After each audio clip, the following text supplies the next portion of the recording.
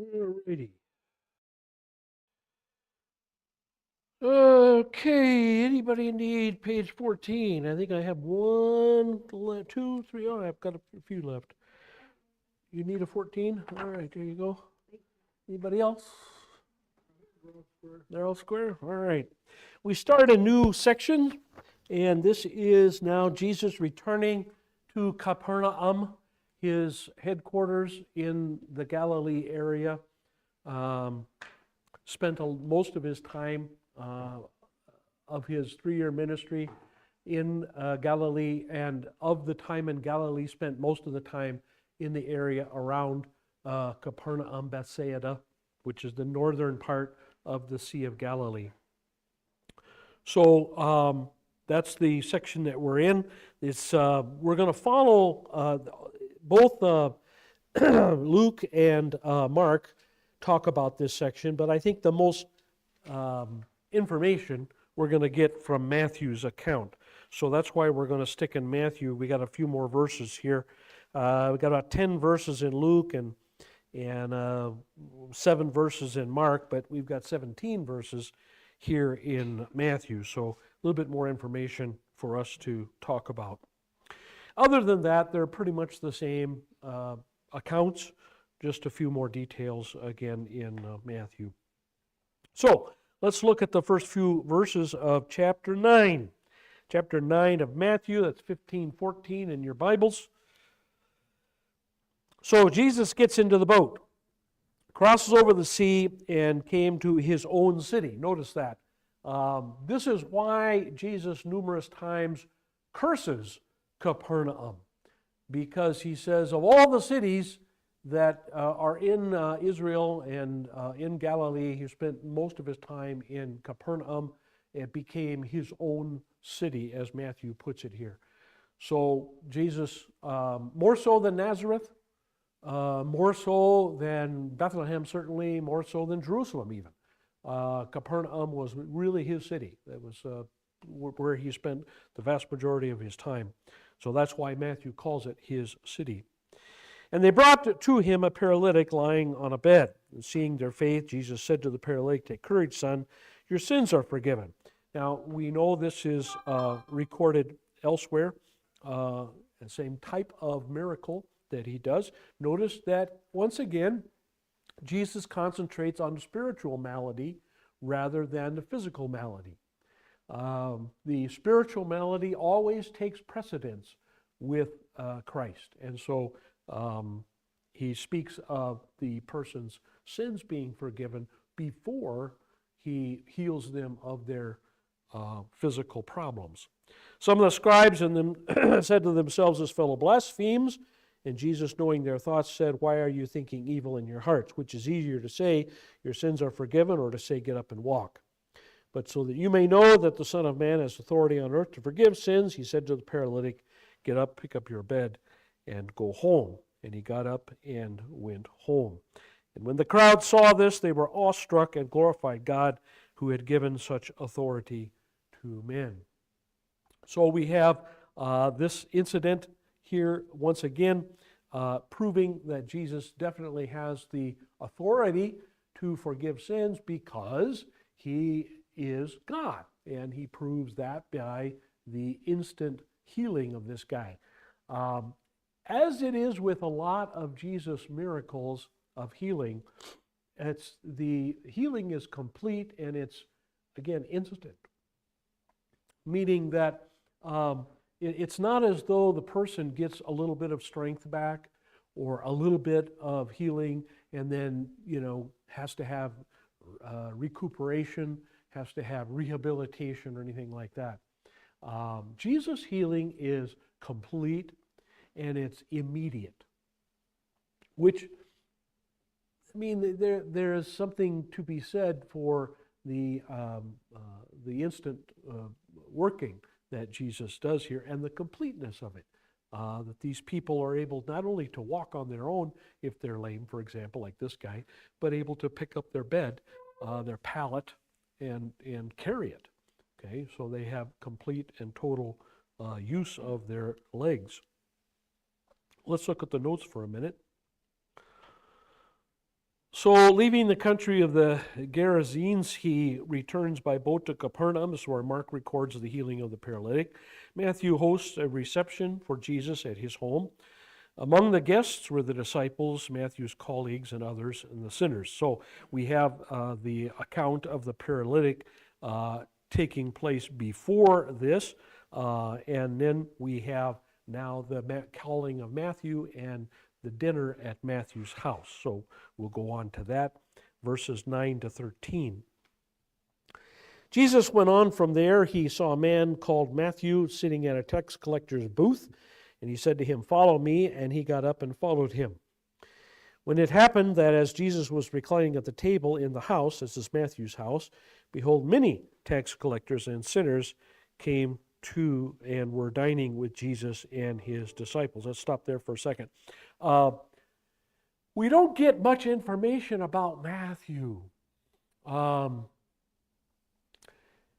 does a Jew, Matthew is a Jewish name, how does a Jew become employed by Rome to take taxes from his own people?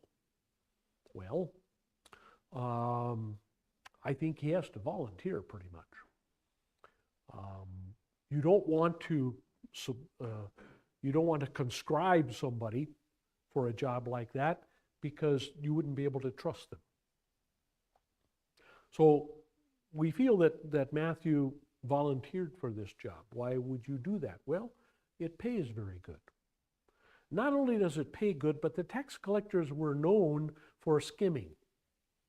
So whatever Rome paid them, they also took some more from the folks. If you owed $50, they would say you owe 55, and they'd pocket the 5. And then, of course, the Romans would pay them on top of that. So tax collectors got to be very well off. They got to be very wealthy. They were cheaters, yeah. And that's why the Jews hated them. He didn't just hate them because they worked with Rome. That was enough, but that wasn't the only problem. The other problem was that they were charging more taxes than the people were owed. Now, why did Rome allow this?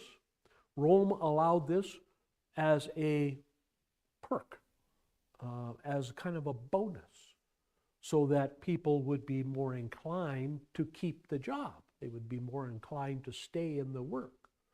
Not just because of Roman influence and Roman power and Roman pay and all that, but also because they themselves would make out extra well.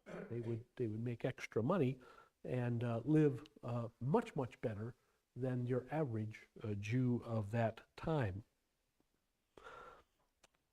Why did Matthew follow Jesus so quickly? Again, we're not told. We're not given any information. It could be certainly that he, like Zacchaeus later on, Zacchaeus, the tax collector, was guilty, felt guilty about overcharging.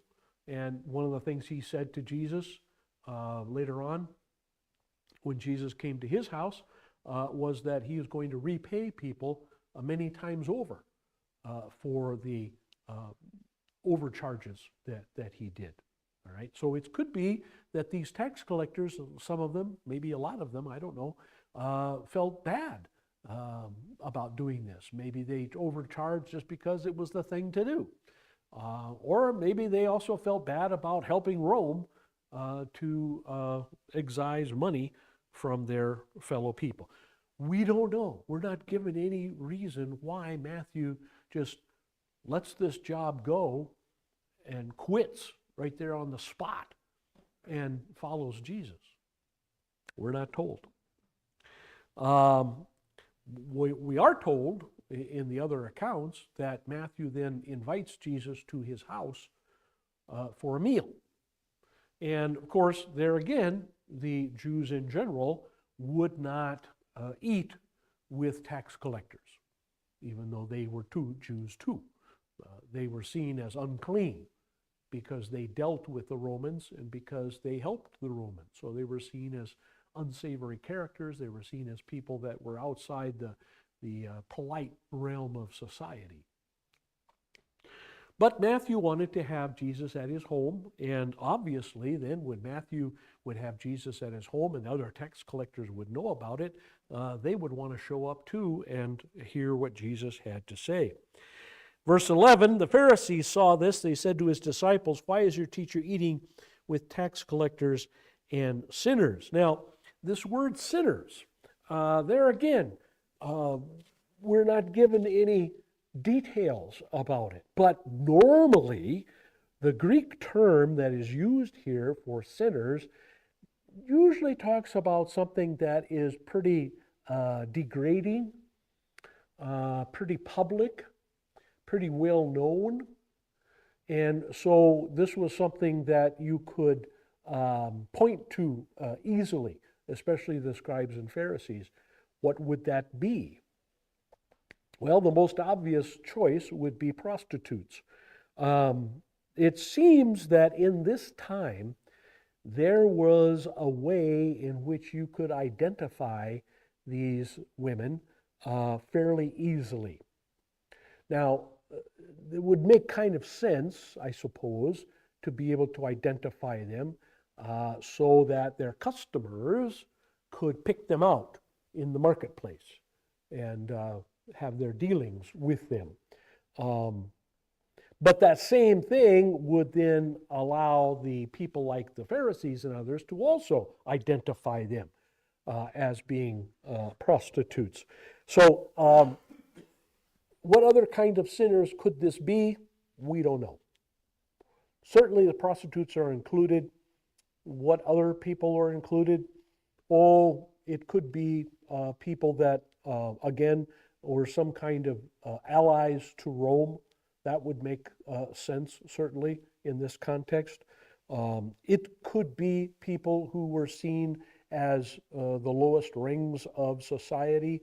This could be people who were thought of as pickpockets, for example, or beggars, especially beggars who maybe did not need to beg, but they just did because it was easy and simple.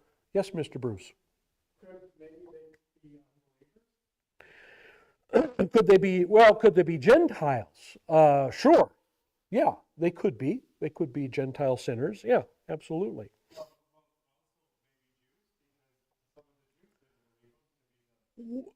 Well, a lot of them didn't, but this is the Pharisees calling them sinners.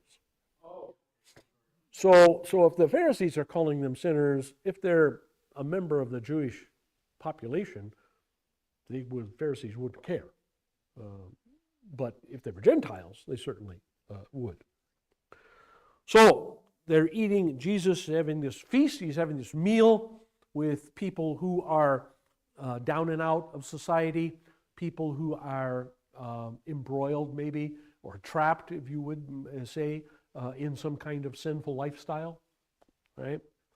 And Jesus heard this. He said, "It is not those who are healthy who need a physician, but those who are sick. Go learn what this means. I desire compassion, not sacrifice, for I did not come to call the righteous, but sinners." So, pretty well-known comment that Jesus makes. He makes it more than once in his ministry. He points out to the Pharisees more than once that the people who go to a doctor are people who are sick. If you're not sick, you don't go to a doctor. If you are sick, you do. And if the doctor comes to you, it's because you are sick. Okay? The doctor's not going to make the effort, and go visit with you if you're not sick. Huh? Makes sense, right? Of course, right. So Jesus is making a real good point here. You know, who needs medicine? Who needs to be healed? Who needs to have something fixed? It's people who have a problem. All right? Now, you guys, the scribes and Pharisees, he's saying, you don't think you have a problem. They didn't. They didn't think they were sinners. They really did convince themselves that they had kept the law, if not perfectly, that almost perfectly, or well enough anyway, to remove any kind of problem that they might have with God. They actually believe that. Jews today, same thing. Now, most Jews today don't believe in an afterlife. That's just not part of their, because of the Jewish population, most of them are Reformed, what we would call liberals, we would call progressives. Okay? They don't believe in the afterlife. Okay? Most of them don't even believe in an immortal soul. But those that do are convinced that their good works are enough to get them right with God. They don't need them. So why would they be waiting for a Messiah? Well, they're waiting for the Messiah to bring the world to an end and to bring the Jewish nation back to prominence. It's not anything about saving them. It's not anything about redeeming them. Okay? That has nothing to do with it. So the Hasidim, for example, or the hyper-Orthodox, super-Orthodox, that are saying, well, we're still waiting for the Messiah, it's not for salvation, at least individual personal salvation. It's for national salvation. Okay? Salvation of the Jews as a group or even as a nation. All right? So the Pharisees here, they are people who, they don't need a doctor. They're good enough.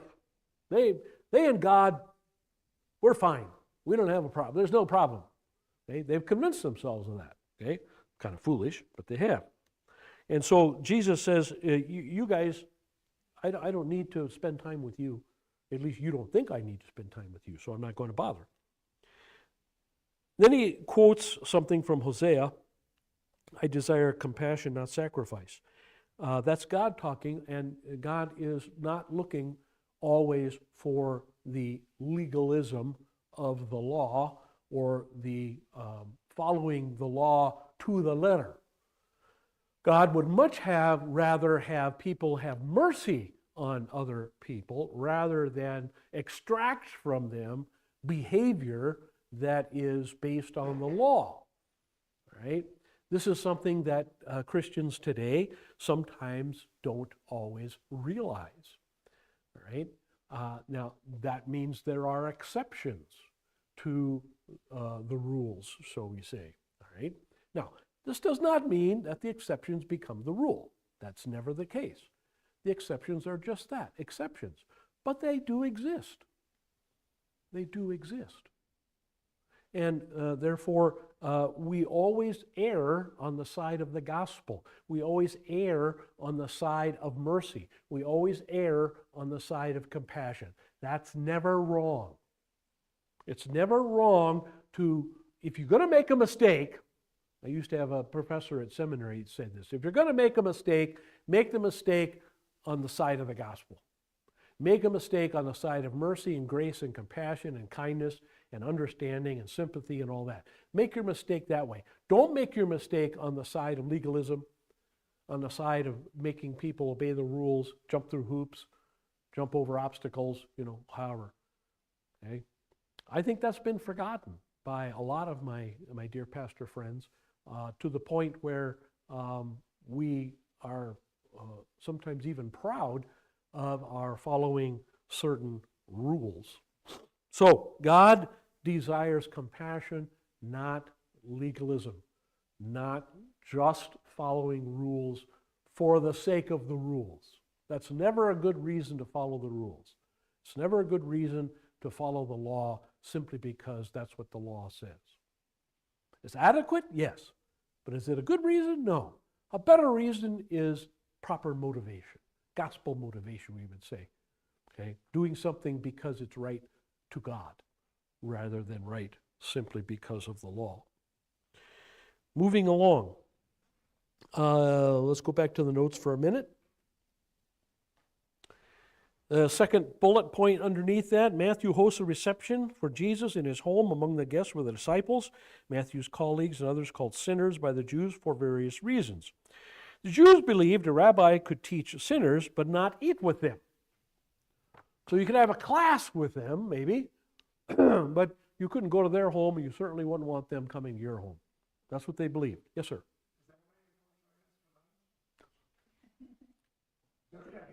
No, sir. No, sir. No, sir. Sharing a social occasion with them was seen as endorsing their sins. Note, the fact that they approached the disciples with their accusations shows their true cowardice and fear of Jesus. You know, this is also another thing that you notice in here.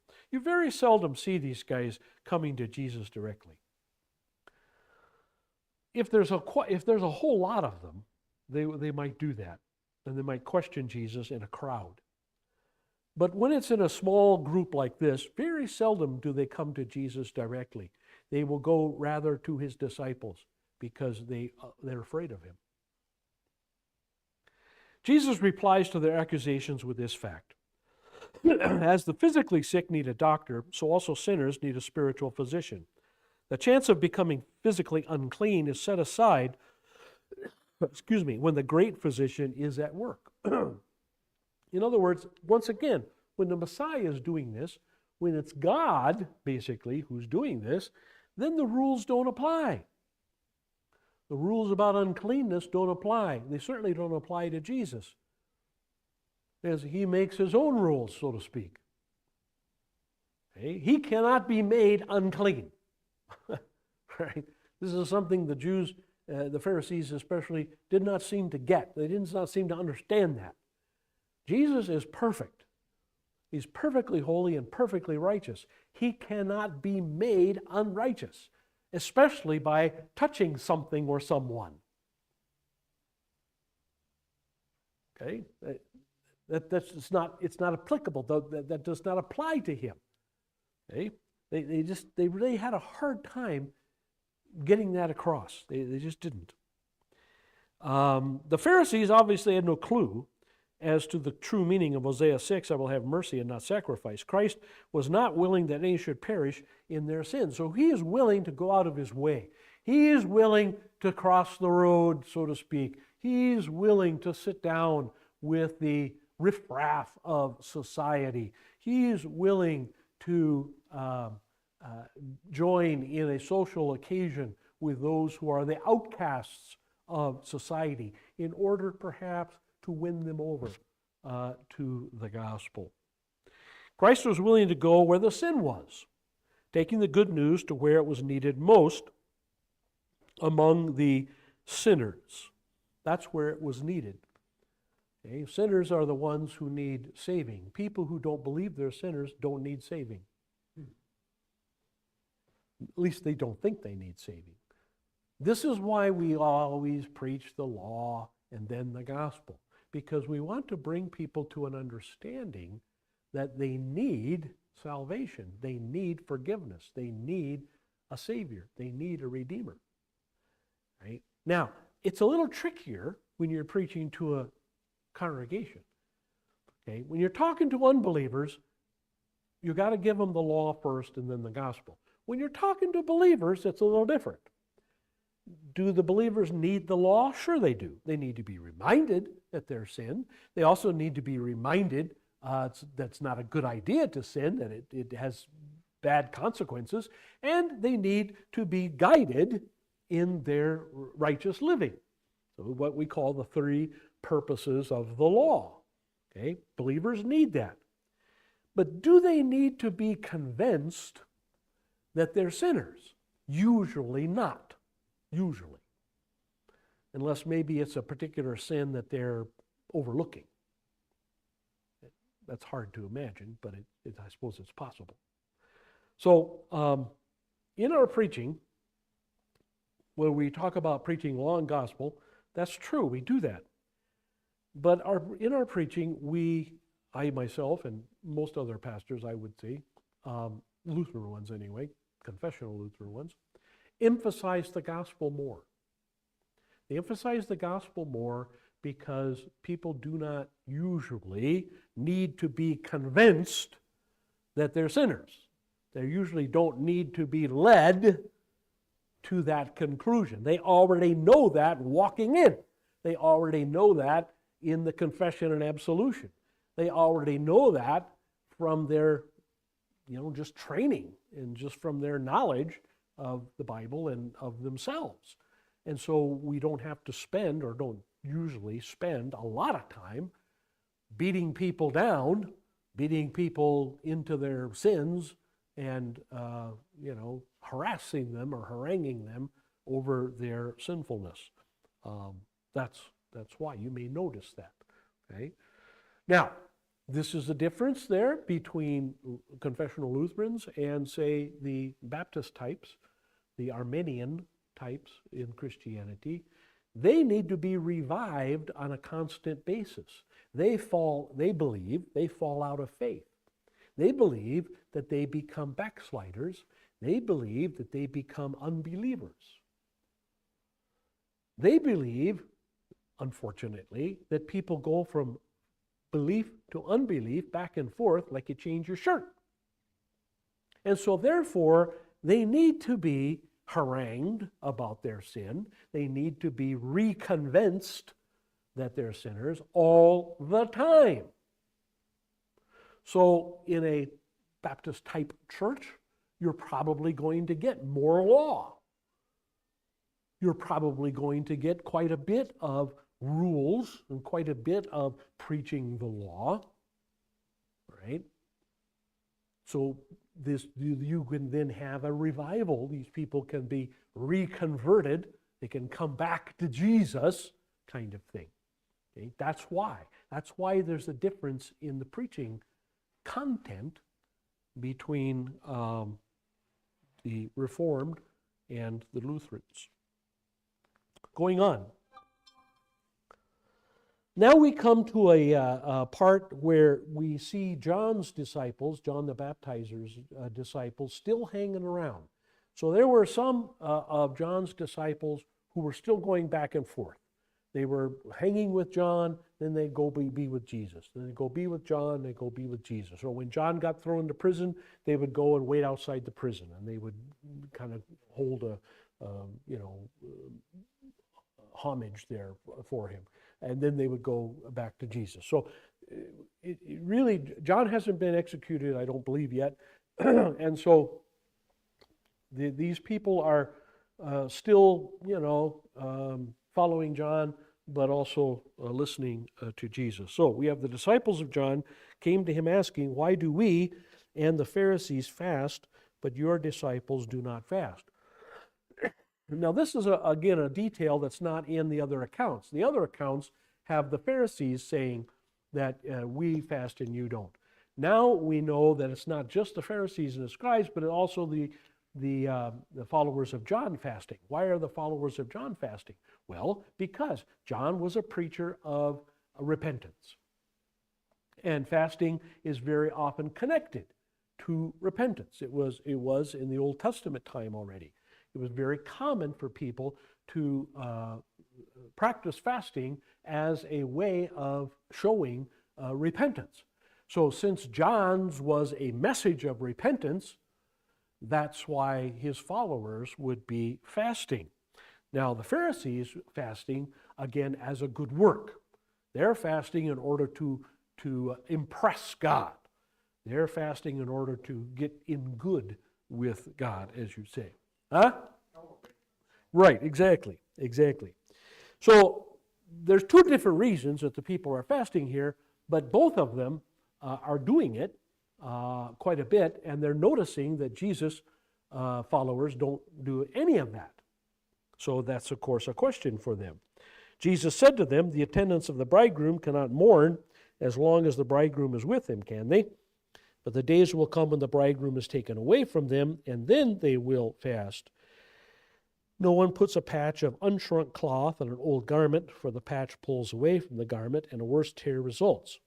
Nor do people put new wine in old wineskins, otherwise the wineskins burst, and the wine pours out, and the wineskins are ruined.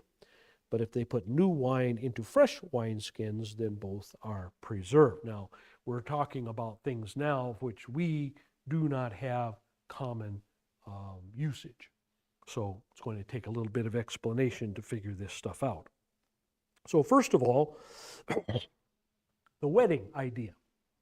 You got to remember what the old weddings were like in the Old Testament and in the days of Jesus. Okay, got to remember that the betrothal or engagement was done when the people were very young. Could be 3, 4, or 5 years old. Okay? These matches were made between families when the children, it could be made any time after the children were weaned. So once they were no longer being breastfed, once they started on solid food, then any time after that, you could set up a marriage between these little kids. The families could. The parents, usually the fathers, would get together and say, hey, I've got this little 4-year-old. She's really cute. You got this 4-year-old little brat boy, or 6 or 7-year-old little brat boy, could be, whatever. Let's pair them up, and when they get old enough, they don't have to worry about it. Boom, they get married. That was the way it was done, right?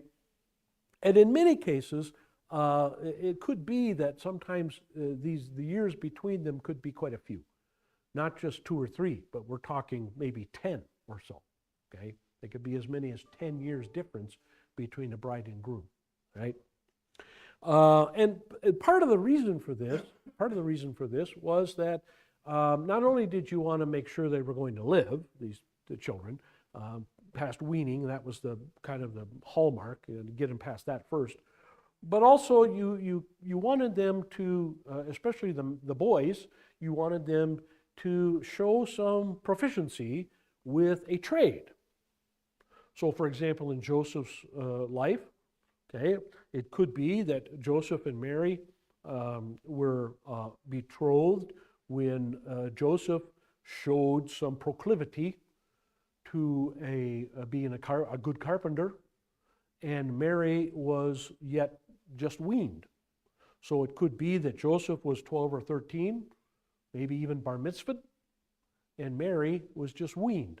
So there could be a 10-year gap between 2 and 12. Okay, so a 10-year gap.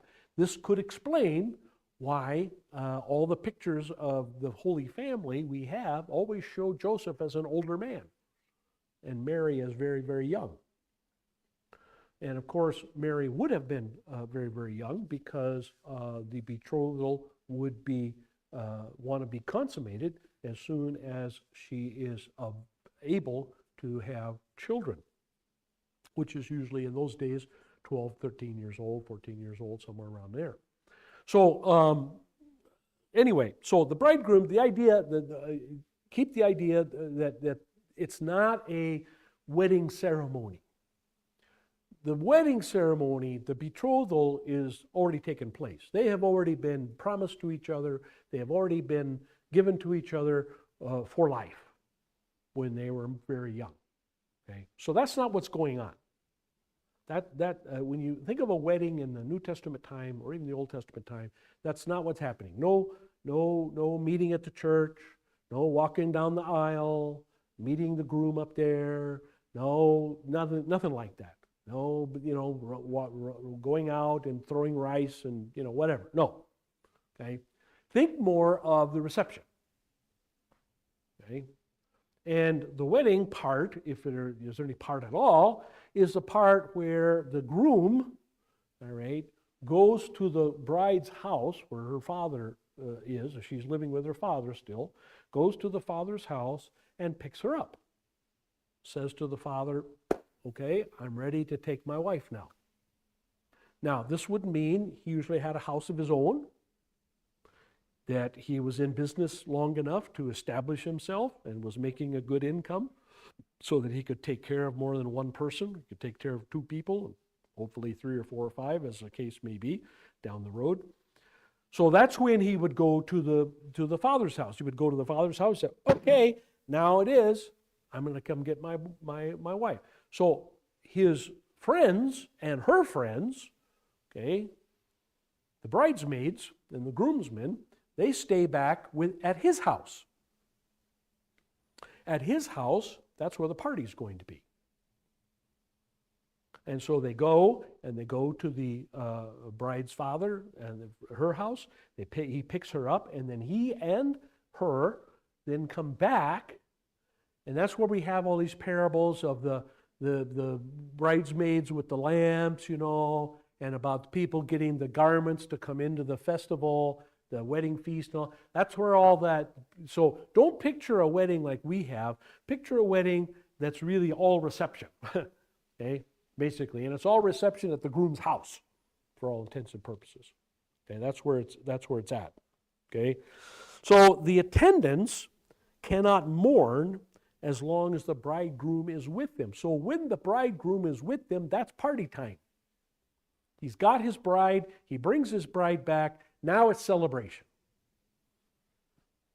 And so as long as the groom is there, there's no celebration. There's no mourning. Okay, there's no crying. It's happy time, right? The days will come when the bridegroom is taken away from them. Okay? Then that's time to sober up. That's time that you have to be realistic, come back down to earth, so to speak, right? Now maybe the groom and the bride have gone into the groom's house to consummate the marriage, okay? Left the people behind. In some cases the party would continue, but in other cases it would not. In whatever the situation is, when the bridegroom is away from his friends, then the friends would say, gee, we miss him, or too bad he had to go away, or whatever. All right? And so that's the time. So Jesus is comparing himself to the bridegroom. And this is very common in Jesus' parables and very common in the apostles' writing. Jesus is the bridegroom. Who's the bride? Who's the bride in this picture? No. Well, yeah, in a sense. What kind of sinners in particular? What? One more time? No. Just the opposite. Jesus is the bridegroom. He's coming to get his bride. Who is his bride? The believers, right. The believers are the bride. Okay, he's coming to get them. Okay, this is the pictures, that language that we have when he's talking about the last times, right? He's coming at the last day. He comes to get his bride, okay, which is us. All right, so now when that happens, all right, when the bridegroom and the bride are together, then again, that's time for rejoicing. But in that in-between time, when the bridegroom is gone, all right, that is a time for mourning because they don't have him around. So that's the meaning of that, okay? So Jesus is with his people physically and visibly when he's on his earthly ministry, okay? So during his earthly ministry, he's there with his disciples. Why should they mourn? It's party time. It's feasting time. It's time to enjoy ourselves. We've got God with us.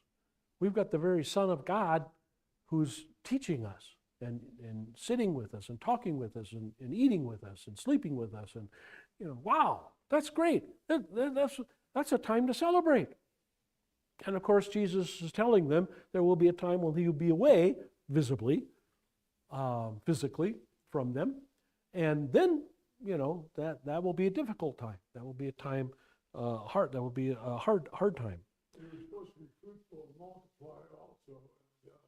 And, of course, a lot of the guys and gals wanted to have a family, wanted to have children. Right. There was a desire back in those days. Oh, sure, absolutely. Yeah, big time. Yeah, absolutely. I guess the question I kind of had along that line, though, is during this courtship, Yeah. before they were betrothed, Yeah. Did they actually get together once in a while? Oh, sure. Not a courtship, so to speak, because they're already spoken for each other. They were already united in that sense. But no, there were many occasions, other weddings, funerals, other kinds of occasions, weaning ceremonies and such, when they would be good. Parties, weddings. Right, and they would probably be together for those things. Yeah.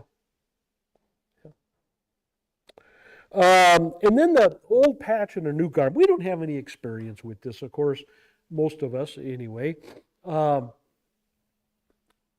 the only example that I can think of that fits is when I was a kid. Every year at right before school started, my grandmother would take me down to the department store, and I would get, I think I remember getting 4 pairs of Levi's to last me through the school year. She'd buy me 4 pair of Levi's and maybe 6 or 8 t-shirts, and that was it. That was my outfit. And I remember usually in springtime, by spring, or certainly by summer, I would have holes in them. And my mom would go in the store and she would buy patches. You remember those? Levi colored, blue colored Levi cloth patches. You could buy the patches. They were about yay big, okay? Usually for the knees, because that's where I'd wear them out. But she would always, by that time the pants were, 6 months old, 7 months old. So she would wash the patches. Okay? Throw the patches in with the wash, right? So that when she put the patches on, now this is when they're sewing them, okay? So when they sewed the patches on, right, you wouldn't have, and then when they would wash them the first time, if you had unwashed patches and old washed jeans, what would happen? You separate, that's right, okay? The patches would shrink more than the old fabric, right? And you'd have a mess on your hands. So you'd have to wash them in order to, now later on, I got a little bit older, she didn't have to sew them anymore. She could iron them on, okay? And then she would go and iron them on first, and then for some reason they didn't have that same problem of the shrinking. But when they were sewing, they had that problem. Was that what it was? Okay, well, that makes sense. That makes sense. So, what does that, how does that have to do with what Jesus is talking about, fasting and not fasting? No one puts a patch of unshrunk cloth on an old garment. Otherwise, it ruins both of them. What do you think? What is your thought there? How does that apply to the question that the people put to Jesus? Or does it? Or is he just changing the subject?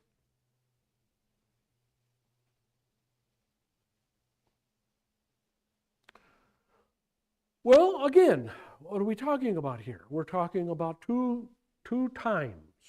We're talking about a time with Christ, with the gospel, and a time without him, at least in the physical sense.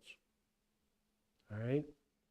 And so what Jesus is saying is they don't match up. They don't fit together. All right? Your behavior is going to fit the circumstances. Okay? The circumstances are not going to be different. Your behavior is not going to be different. Okay? If you're relishing the gospel, if you're enjoying the gospel, let's say, right, you're not going to go back to the old ways of the law, because that's not going to fit. It's going to ruin yourself. It's going to ruin your attitude. Okay, combining these two things. All right, the law and the gospel. Salvation by gospel, salvation by the law. You can't put them together. It's not working. All right, you're not able to get them to fit right. Okay, that's what he's talking about. That's what he's saying. Okay, don't try to put these two things together. Don't try to say, okay, we're saved by the gospel, we're saved by faith and grace, but we still have to do these works. They're just not, it's not going to mesh. It's not going to fit together. It's not going to work. Right? Same thing with the wineskins. Okay? You take new wine, you take old wineskins, okay? We don't have any experience with this either. We don't even have experience like I did with patches, okay? Because we don't deal with wineskins too much. I don't know that anybody deals with wineskins. I had one once. I bought one someplace. I forget now where, but I bought one. I was going to use it. I was going to try and use it for wine, but I never did because I figured put it into leather. That's not going to work. Anyway. Yeah. Yeah, they do. They do. But anyway, if you have an old wineskin, like same thing, okay? If an old wineskin, what's with old leather? Old leather, it is shrunk, okay? Old leather, okay? You put fresh wine in there, it's going to bust, okay? Because new wine expands, right? The bursts, the wine pours out, and the wineskins are ruined, okay? But if you have brand new wine and brand new leather, brand new wineskins, okay, they can both expand and contract together. Again, the lesson is the same. You can't put two things together that do not work. Again, law and gospel do not work together. Law prepares the way for the gospel, but they're not two ways of salvation. There's only one way of salvation. There's not two ways of salvation. You can't combine law and gospel to come up with a way of salvation. Okay? You're saved only by grace through faith, not by the works of the law. Now, this is not to say, Jesus is not talking about the fact that good works are important. That's not his point. He will talk about that another time. Good works certainly are important. Good works certainly are necessary. They're not necessary for salvation, but they are necessary. They're necessary because God commands them, and it's part of God's will. Okay? But they're not necessary for salvation. That's a combining of old and new wineskins. That's just not going to work. Like the old cloth and the new cloth. It's just not going to work. Okay? Let's look at the notes. Fasting. Halfway down there, this point the disciples of John the Baptist had a question concerning Jesus' failure to fast or have his disciples fast. Fasting was a private matter, but the Pharisees had imposed it on all who would claim to be truly spiritual. So again, fasting was supposed to be done just between you and God. It's between you and God. I tell people this all the time when it comes around to Lent. People say, well, Pastor, what should I give up for Lent? I say, I don't care. I don't care. It's not for me. You're not doing it for me. If you want to give up something for Lent, that's fine. There's nothing against that. There's no it's not biblically, it's not unbiblical. Okay, that's fine. You want to give something. But it's between you and God. That's the whole point. And if everybody else already knows about it, it kind of defeats the whole purpose. Then you're kind of doing it to make an impression with people. So you tell everybody, well, I'm giving up chocolate, or I'm giving up coffee, or whatever. I always tell people, I'm giving up exercise. I'm not going to exercise during Every time. No problem. I don't have any issue with that whatsoever. But there again, it's a private matter. But the Pharisees, they were making it a public issue. And when they fasted, oh boy, did you ever know it. They would walk through the streets, oh, I'm so hungry. I haven't eaten all day. Gee, this fasting business is really hard. Hey, why don't you shut up, okay? It's supposed to be between you and God, right? Anyway, okay. Jesus' answer gives us answer in the form of three analogies. First one, for the disciples to fast in Jesus' presence would be no more appropriate than imposing a fast at a wedding. Wedding is feast time, not fast time.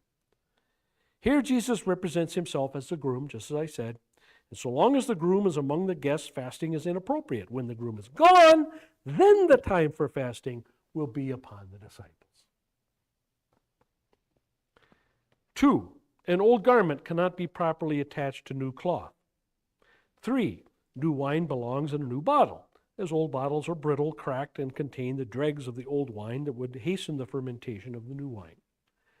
Luke includes a fourth analogy concerning the preference of old wine to new. The fourth analogy refutes the argument that Jesus is contrasting the new law to the old law. He's not doing that. He's contrasting law and gospel. The point Jesus makes is simply this: sometimes fasting is not appropriate. If the situation does not call for it, then why should we do it? It's not some super good work. It's always been people's tendency to elevate the less important, sacrifice and works, over the most important, mercy and love, or to emphasize the law over the gospel, as I pointed out.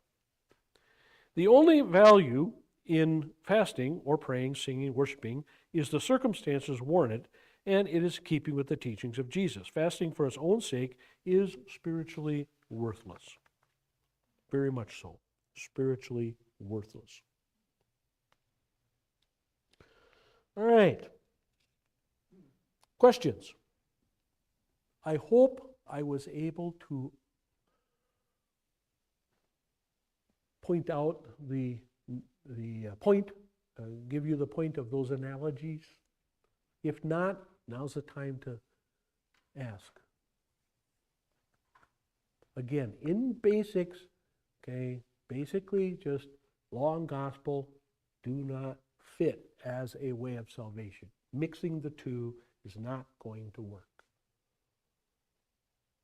Okay? Some religions do that more than others.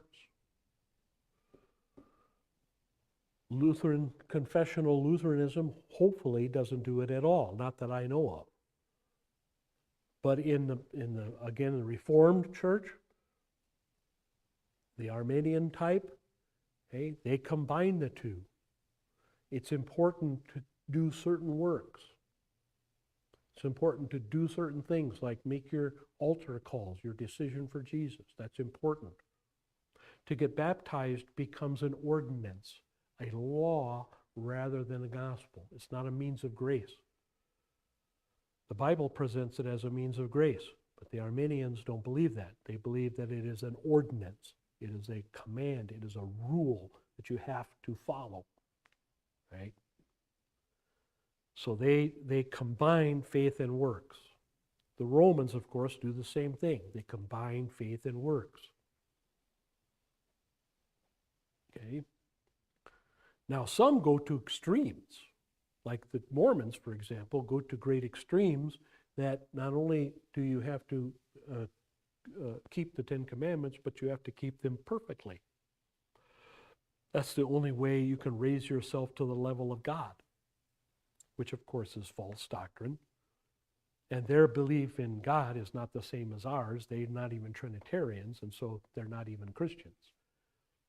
But they go to extremes on this law and gospel mixing.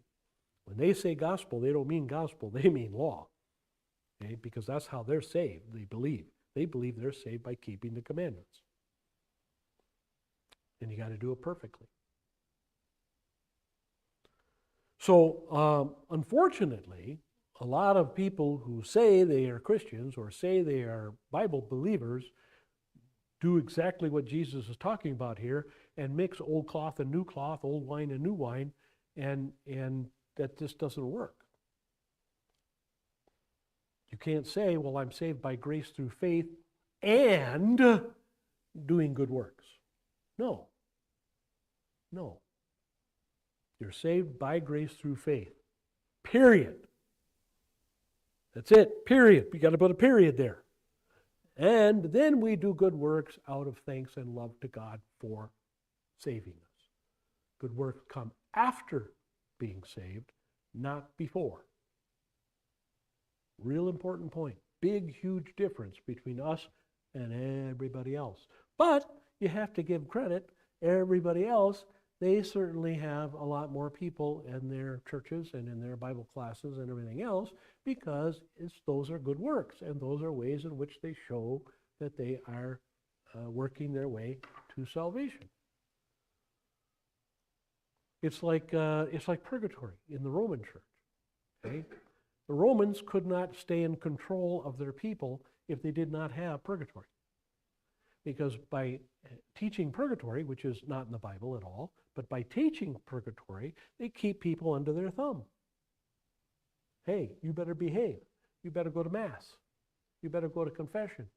You better give to the church. You better do all these things to shorten your time in purgatory. Okay? So it keeps the people under control. All right? Without that, they would disappear as a religion tomorrow. That's never going to happen. That's one thing will never happen. They may have women priests someday. Who knows? They may have, who knows what kind of wacky stuff. They'll never give up purgatory, ever. Because that is the way in which they control their people. Okay? And what is that? Again, salvation by works. You work your way out of purgatory, you work your way into heaven. That's all it is. I think that's a good spot to stop. We'll stop there. We'll pick it up with Jairus' daughter and that next time. Continue through Matthew.